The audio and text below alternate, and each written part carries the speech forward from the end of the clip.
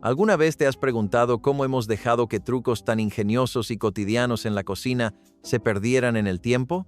Estos sencillos hábitos culinarios nos ahorraban tiempo, nos permitían estirar las comidas e incluso hacían que los platos más sencillos supieran ahogar.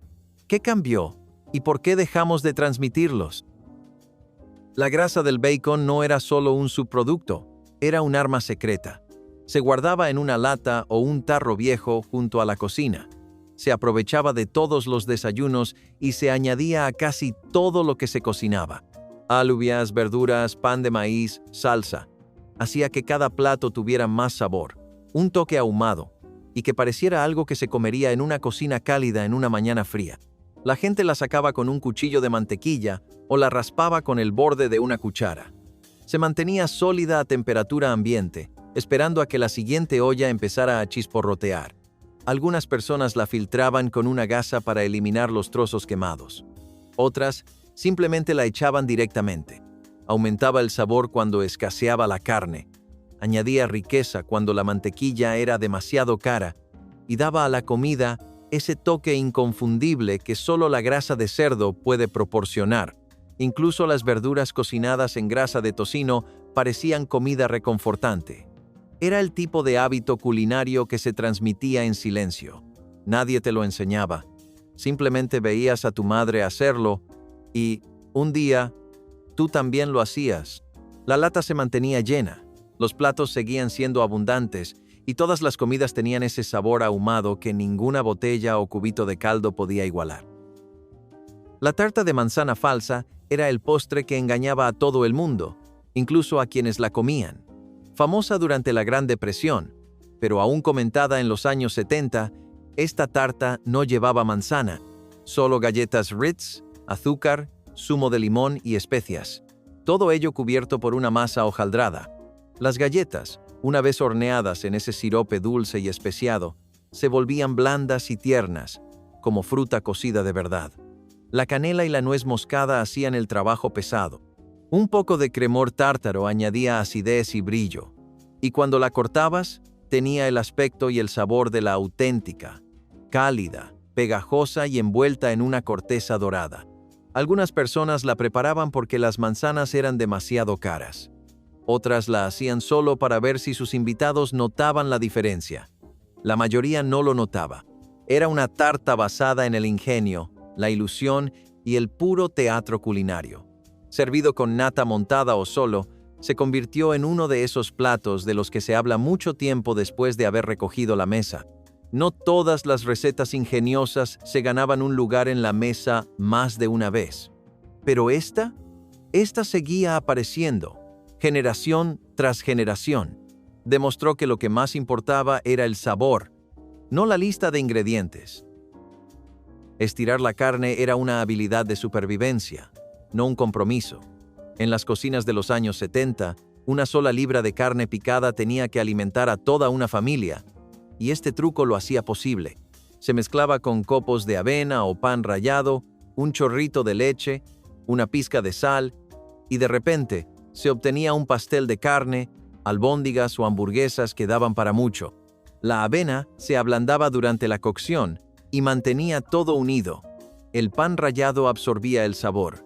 De cualquier manera, el resultado era un plato completo. Era una forma de estirar la carne sin que la cena pareciera escasa. Nadie en la mesa necesitaba saber cuánto relleno se había añadido, porque si estaba bien condimentado, sabía muy bien. A veces también se mezclaban cebollas, huevos o verduras picadas. Eran comidas que se cocinaban en moldes metálicos, aparecían en libros de recetas de la iglesia y permanecían en el recuerdo de las bandejas del comedor escolar. Eran baratas, eran saciantes y funcionaban. Las familias que no podían permitirse carne extra encontraron una forma de arreglárselas sin perder el ritmo. Esa era la clave. No hacer algo sofisticado, sino que durara. Y este pequeño truco garantizaba que siempre hubiera suficiente para todos. Hervir la masa del pastel en la cocina puede parecer extraño hoy en día, pero era un paso habitual en muchas recetas antiguas. Era especialmente popular en hogares donde el espacio del horno era limitado o las cocinas se calentaban demasiado en verano. El proceso comenzaba calentando mantequilla, agua, azúcar y cacao, o a veces especias, en una cacerola. Una vez que burbujeaba, se retiraba del fuego y se añadía la harina, los huevos y el bicarbonato sódico. El resultado, una masa suave y brillante que se horneaba para obtener pasteles con una miga densa y húmeda y una textura a medio camino entre el fudge y el bizcocho. No eran pasteles de cumpleaños esponjosos, sino pasteles ricos y fiables, hechos para cortarlos en cuadrados y envolverlos en papel encerado para llevar al colegio. El paso en la cocina hacía que los sabores se mezclaran más, especialmente en las versiones de chocolate. También ahorraba tiempo, ya que no hacía falta batidora ni varios cuencos. Se hacía todo en una sola olla. Algunas versiones servían también como recetas de brownies. Otras utilizaban café sobrante o mermeladas de frutas para dar más profundidad, pero todas tenían el mismo punto de partida: una olla en la cocina y una cuchara de madera. Puede que estos pasteles nacieran de la necesidad, pero se ganaron un lugar en todas las mesas en las que se servían. Antes de que los frigoríficos fueran realmente fiables en todos los hogares, la gente tenía trucos para evitar que la leche se agriara, y uno de los más sencillos era añadir una pizca de bicarbonato sódico. Con solo espolvorear un poco en la botella se neutralizaba la acidez y se ralentizaba el proceso de deterioro. No era una solución perfecta, pero te daba 1 o 2 días más, y a veces eso era todo lo que necesitabas. Se podía verter la leche sobre los cereales, mezclarla con el café o utilizarla para hornear sin preocuparse de que se agriara. Las amas de casa transmitían este truco como si fuera una leyenda popular. Algunas lo defendían a capa y espada, otras solo lo utilizaban en caso de apuro. Pero todo el mundo lo conocía. Se guardaba el bicarbonato sódico cerca del fregadero, cerca de la nevera y a menudo cerca de la leche. Funcionaba de forma discreta, sin fanfarrias, sin cambiar el sabor, simplemente era una cosa menos que tirar. Y cuando la leche era cara o difícil de conseguir, ahorrar incluso media botella era importante.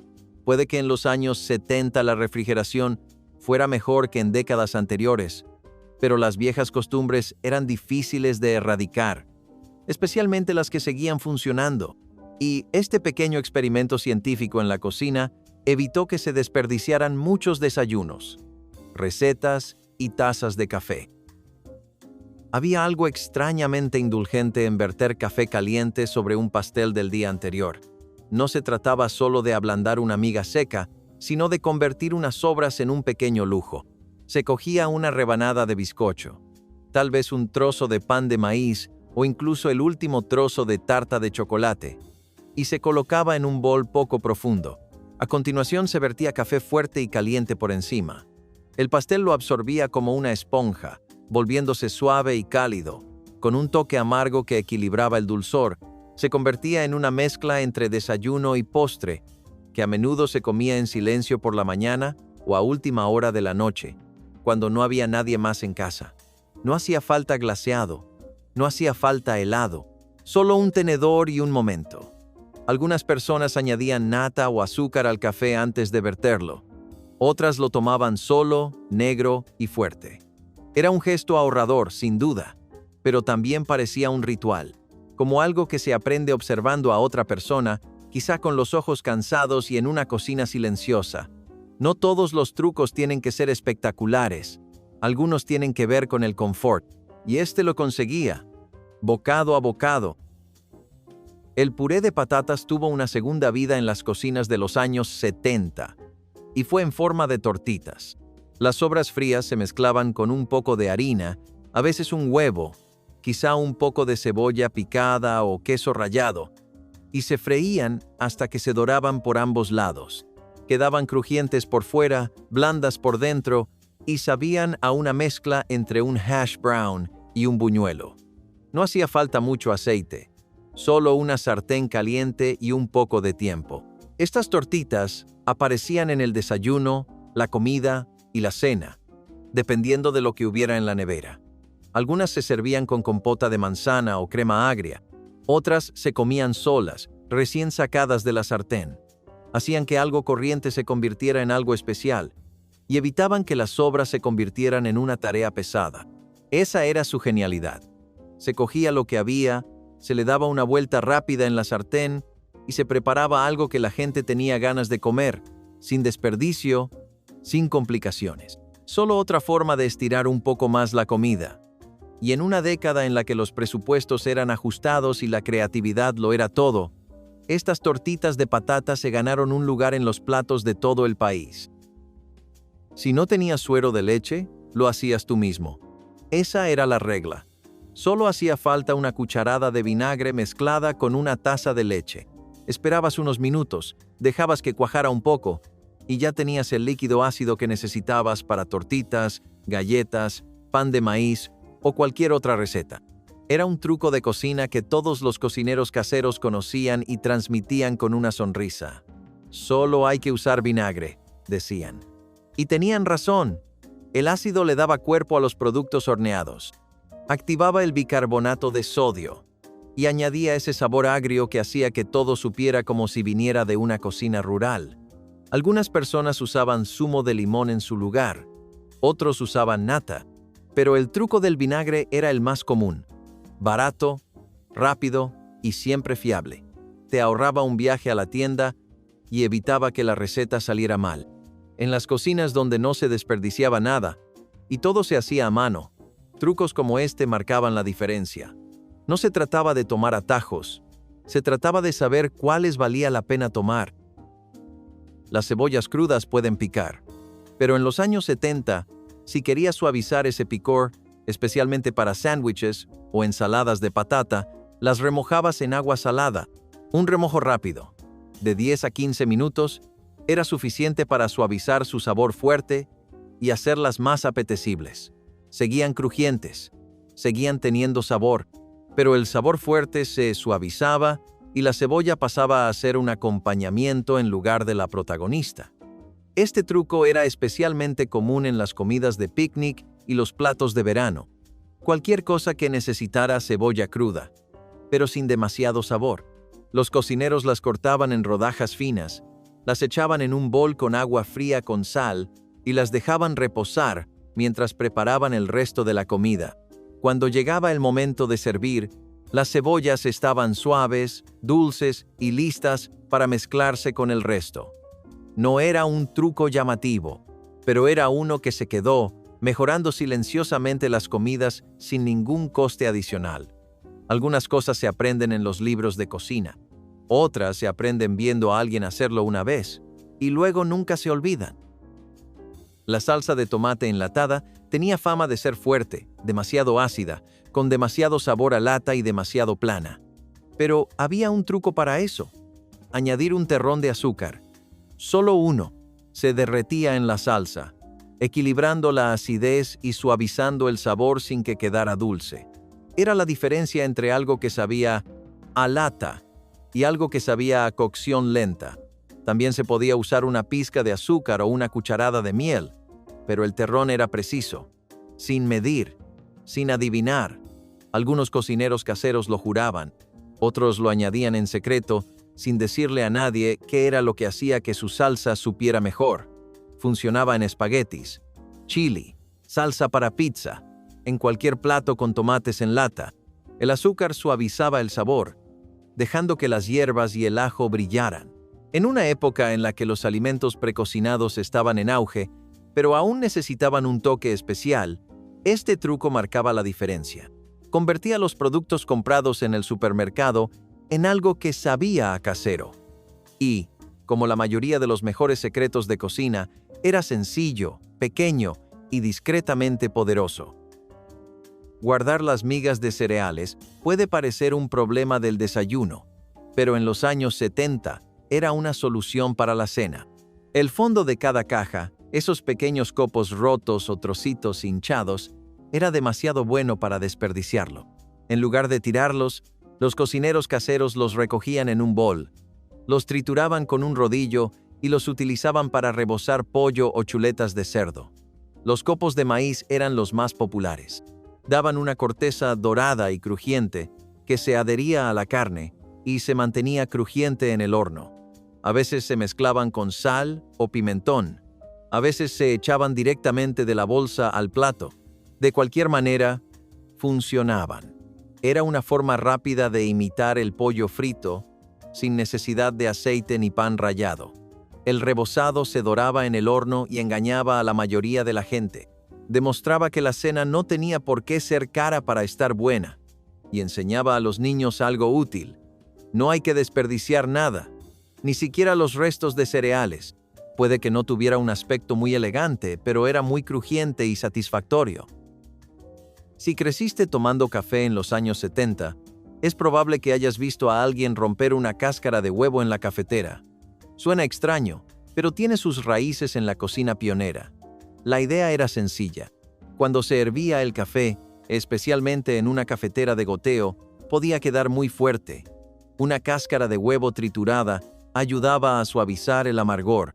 El calcio de la cáscara se unía al ácido del café molido, y el resultado era más suave y fácil de beber.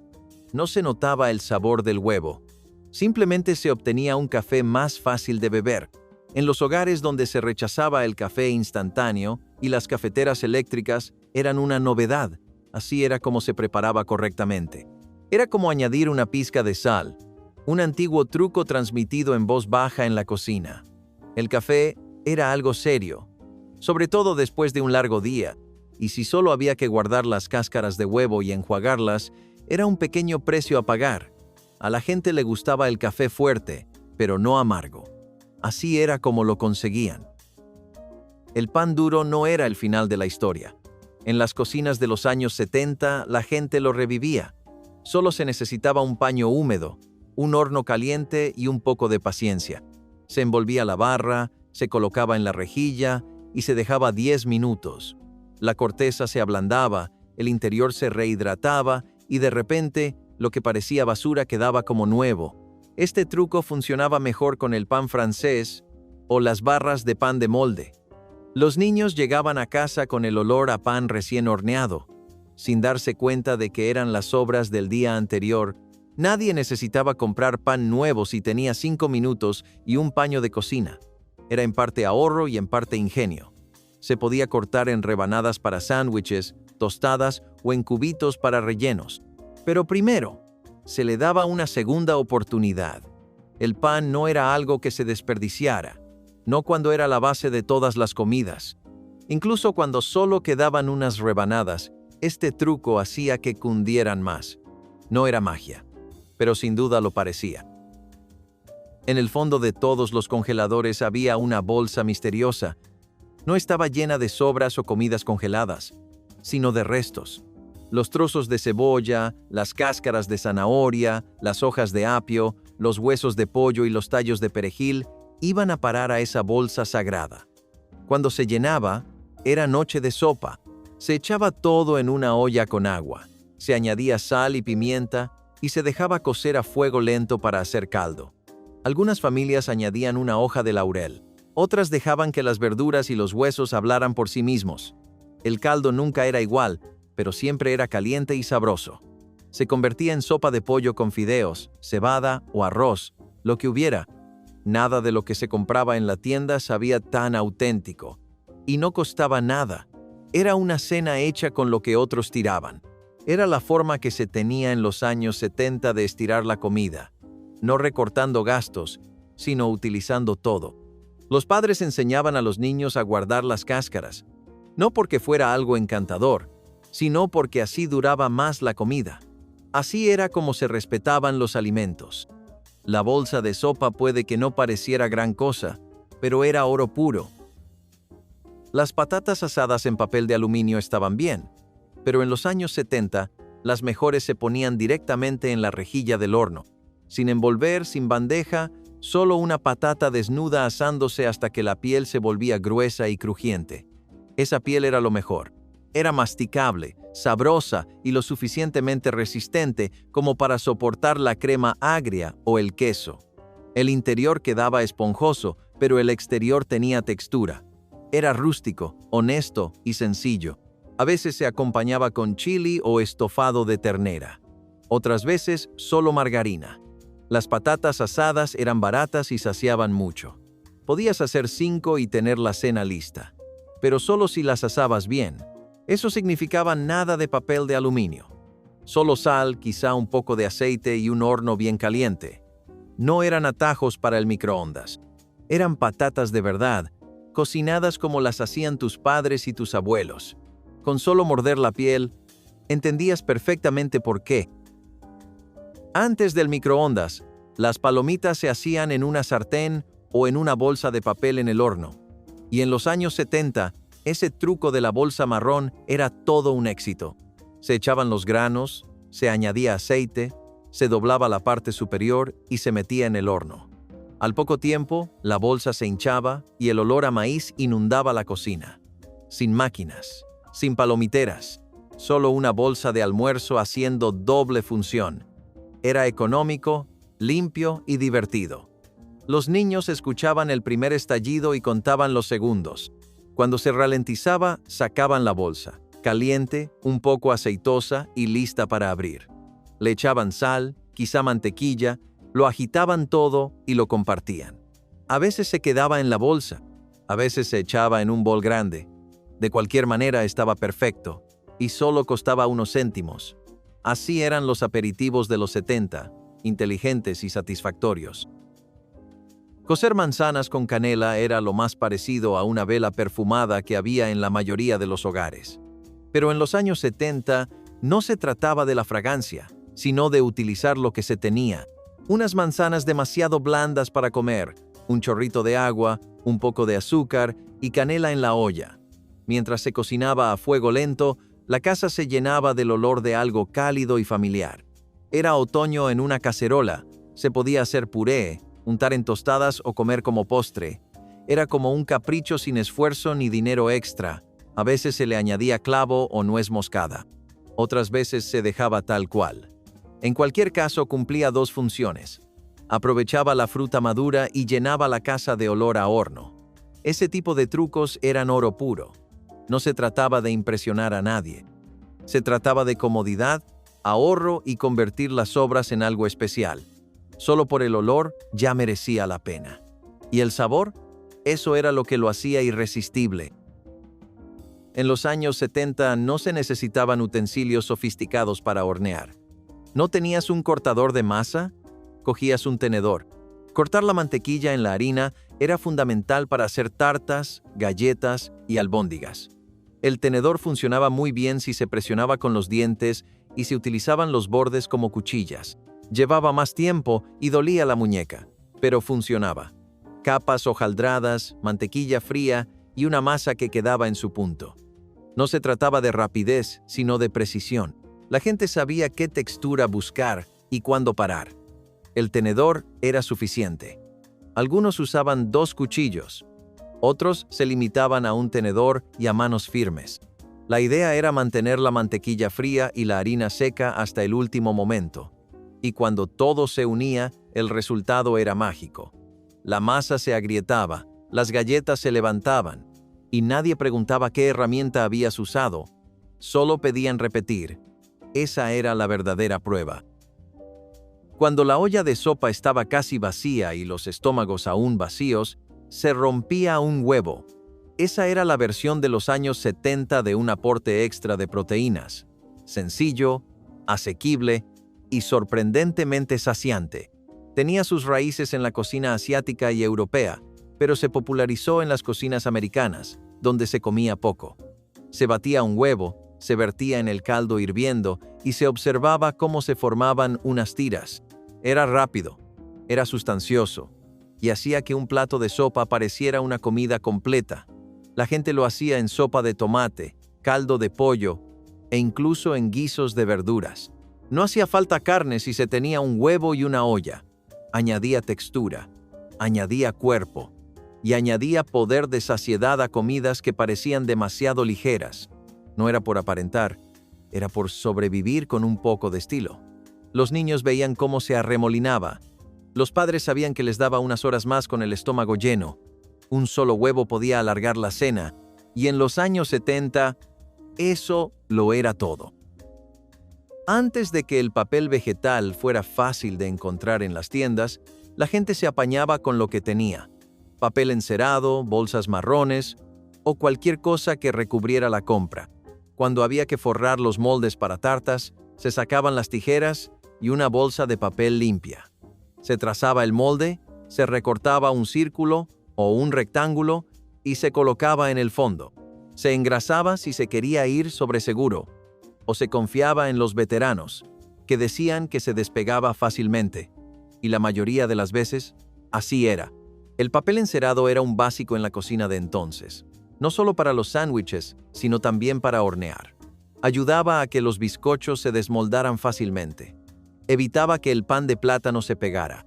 Y te permitía fingir solo un poco que eras un profesional. Algunos reposteros incluso guardaban los revestimientos de las cajas de cereales, los limpiaban y los reutilizaban para las bandejas de galletas. No malgastes, no te falte. Esa era la regla. Estos forros no eran bonitos, pero funcionaban, y eso era lo que importaba.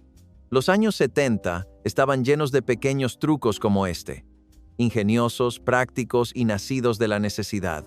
Puede que no los veas en los libros de cocina actuales, pero la gente que creció con ellos nunca los olvidó. Las cocinas del sur tenían un truco secreto para que los frijoles secos se cocinaran más rápido y quedaran más cremosos. Solo había que añadir una cucharadita de bicarbonato sódico. En aquella época parecía ciencia ficción, pero funcionaba de maravilla. Se dejaban los frijoles en remojo toda la noche. Sí, pero el bicarbonato sódico ablandaba la piel exterior y hacía que se cocinaran más rápido al día siguiente. Los frijoles pintos, los frijoles de ojo negro, los frijoles blancos, todos recibían el mismo tratamiento. ¿El resultado? Frijoles tiernos que se deshacían en la boca, no en la cuchara. Era una base para la cena que aparecía en todo, desde el chili hasta los frijoles rojos con arroz. El truco también ayudaba a la digestión, aunque la gente no siempre hablaba de eso. Y como los frijoles secos eran una de las proteínas más asequibles de la despensa, cualquier cosa que facilitara su preparación merecía la pena recordar. Las familias planificaban sus comidas en torno a ellos, y cuando la carne escaseaba o era demasiado cara, los frijoles tomaban el relevo. Añádele una rebanada de pan de maíz o una cucharada de arroz blanco, y tenías algo que parecía completo. No era nada del otro mundo, pero te alimentaba bien. Y en los años 70, eso era lo que significaba la buena comida. El jugo de los pepinillos nunca se tiraba por el fregadero. En las cocinas de los 70, se convirtió en un adobo salado para los huevos duros, un truco que se transmitía en las granjas y se encontraba en las viejas fiambreras familiares. Se pelaban los huevos, se metían en un tarro y se vertía el jugo de los pepinillos por encima. Unos días más tarde, esos huevos sencillos estaban sabrosos, salados y llenos de sabor. Se volvían rosados si se utilizaba salmuera de remolacha, amarillos con cúrcuma, y se mantenían de color verde pálido si procedían del eneldo. Pero, independientemente del color, el sabor siempre era intenso. Se utilizaban en huevos rellenos, ensaladas de huevo o simplemente se comían directamente del tarro con un tenedor. Era la cocina sin desperdicio en su máxima expresión. Se obtenía un aperitivo, un ingrediente para acompañar o un aporte extra de proteínas sin gastar un céntimo más. Las abuelas lo enseñaban. Los padres lo preparaban. Los niños crecían pensando que era normal ver un tarro de cristal con huevos brillantes en la nevera. Y quizá lo era. En aquella época no se desperdiciaba nada, ni siquiera el agua salada que quedaba de los pepinillos. Ese tipo de sabiduría culinaria es difícil de encontrar hoy en día, pero sin duda sabía bien mientras duró. Las bandejas para cubitos de hielo no solo servían para el agua. En los años 70 también servían para conservar el verano. Si tenías un jardín en el patio trasero o incluso unas pocas macetas en el alféizar de la ventana, conocías la alegría y el pánico de tener demasiadas hierbas a la vez: albahaca, perejil, cebollino, eneldo. Crecían rápido y con fuerza, pero alguien inteligente descubrió cómo picarlas, mezclarlas con un poco de agua o aceite y congelarlas en cubitos. Sacabas uno en pleno invierno, lo echabas en una sopa o en una sartén y, de repente, tu cocina olía a julio. Era un pequeño gesto de previsión que daba sus frutos meses después. Este truco alargaba la cosecha, te ahorraba un viaje a la tienda y aportaba auténtico sabor a los platos mucho después de que el jardín se enfriara. En aquella época, las hierbas aromáticas que se compraban en las tiendas eran caras y, a menudo, se marchitaban antes de llegar a casa. Pero un cubito de orégano congelado, eso era oro. No necesitabas etiquetas. Con solo echar un vistazo y olerlo, sabías lo que había dentro. Estas bandejas vivían en el congelador junto a las cazuelas y las bolsas de caldo, esperando en silencio para mejorar algún plato. Eran el ingrediente secreto de muchas cenas en las que te preguntaban, ¿cómo has conseguido que esto esté tan fresco? Hacer un buen aderezo para ensaladas solía ser una especie de química culinaria. Antes de que las botellas de plástico llenaran los estantes de los supermercados, la gente lo preparaba en casa, y un sencillo truco marcaba la diferencia. Primero se disolvía la sal en el aceite, no el vinagre, ni el zumo de limón, el aceite. De esta manera, el aderezo se repartía uniformemente y no se acumulaba en grumos arenosos en el fondo del frasco. Era un pequeño y sencillo método que hacía que las vinagretas fueran más suaves, brillantes y equilibradas. La gente agitaba los aderezos en viejos tarros de mermelada o botellas de cristal, añadía un diente de ajo o una pizca de azúcar y los vertía sobre verduras crujientes o tomates cortados en rodajas.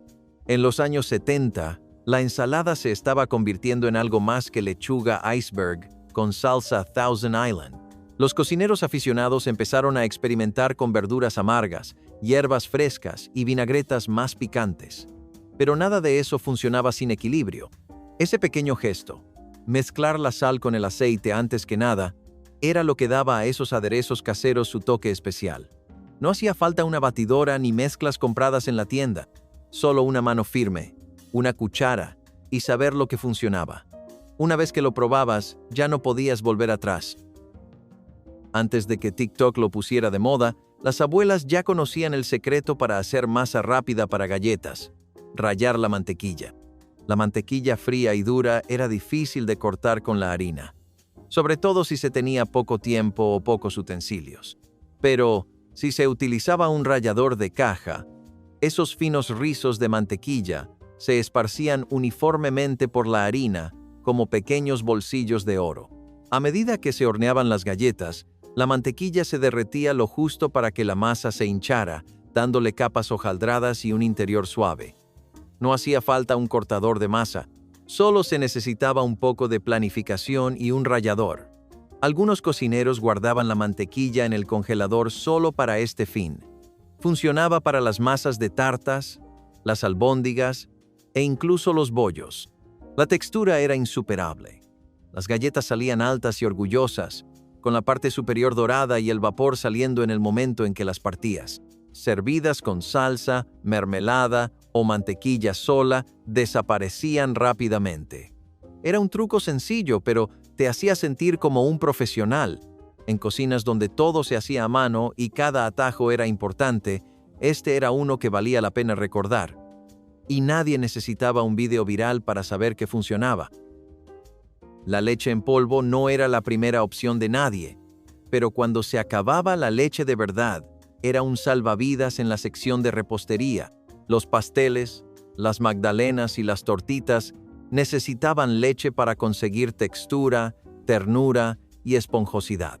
Así que cuando se acababa el litro de leche de la nevera y aún faltaban unos días para cobrar, sacabas la caja, una cucharada de leche en polvo, un poco de agua, y ya tenías algo bastante parecido con lo que trabajar. No sabía muy bien sola, pero en una receta pasaba la prueba. Las ventas de pasteles en el colegio, las comidas compartidas en la iglesia, las magdalenas de cumpleaños, todo salía mejor gracias a ella. La leche en polvo se conservaba mucho tiempo, no se estropeaba y era barata. Las familias la guardaban para casos de emergencia, pero a menudo se convertía en algo habitual. Ayudaba a que la mantequilla rendiera más, suavizaba las salsas e incluso aparecía en los huevos revueltos. Nadie presumía de usarla, pero tampoco nadie rechazaba los brownies. Así eran las cocinas de los años 70. La gente se apañaba y, a veces, Eso significaba hacer un poco de magia en la cocina con lo que había en el fondo del armario. Puede que la leche en polvo no tuviera mucho sabor, pero cumplía su función. Antes de las bolsas térmicas y los portavivandas, el periódico era el envoltorio preferido para la cena. Si llevabas un guiso a un vecino o a una comida compartida en la iglesia, envolvías el plato caliente en varias capas de periódico para mantenerlo caliente durante el trayecto. Doblado con fuerza, conservaba el calor sorprendentemente bien. También se podía envolver con una toalla, pero el papel hacía el trabajo pesado. Era un truco nacido de la practicidad, barato, disponible y reciclable. No se necesitaba nada sofisticado, solo los titulares del día anterior y un poco de cuerda. La gente lo usaba para las lasañas, las patatas gratinadas, los siti al horno o cualquier plato que se transportara bien y necesitara mantenerse caliente. Cuando llegabas con un paquete envuelto en la sección de deportes, la gente sabía que habías venido preparado. La cazuela seguía humeando cuando llegaba a la mesa del buffet. No era bonito, pero funcionaba. Y esa era la historia de gran parte de la cocina de los años 70. Haz lo que puedas con lo que tienes. Esa mentalidad sustentaba las comidas, las familias y las amistades. Y para mucha gente, ese viejo montón de periódicos significaba que alguien se preocupaba lo suficiente como para cocinar y llevarlo caliente. El azúcar moreno tiene vida propia. En un momento está blando y se puede coger con la cuchara. Al siguiente, es un trozo duro como una piedra enterrado en el fondo de la despensa. Pero en los años 70, los cocineros caseros tenían un truco. Echar una rebanada de pan, solo una rebanada, colocada en el recipiente con el azúcar endurecido. Liberaba lentamente la humedad y le devolvía la vida. En 1 o 2 días, el azúcar moreno volvía a estar listo para usar. Esponjoso, suave y fácil de medir. Era como un milagro.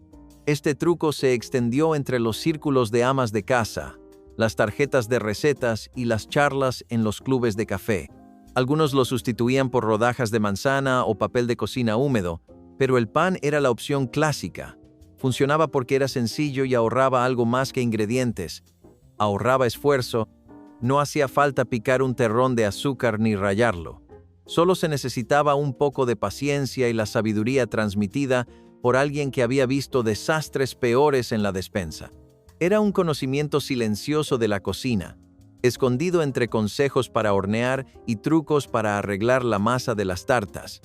Y funcionaba. Eso era lo único que importaba. Antes de que los frigoríficos hicieran todo el trabajo pesado, los cocineros tenían que ser creativos con la grasa.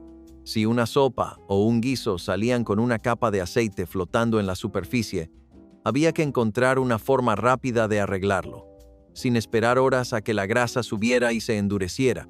Ahí es donde entraba en juego el truco de la gasa. Se envolvía un cubito de hielo en una gasa o un trapo limpio y se pasaba por la superficie de la olla. La grasa se adhería a la superficie fría y se endurecía al instante, quedando pegada al trapo y desprendiéndose con cada pasada. Era magia en la cocina. El caldo se mantenía caliente. El sabor seguía siendo intenso, pero la grasa había desaparecido. Este método salvó la cena más veces de las que se pueden contar. Ya fuera estofado de ternera, sopa de pollo o un plato de alubias, este truco mantenía el sabor limpio sin perder su esencia. Se podía servir más rápido, comer antes y prescindir por completo de la cuchara para desgrasar.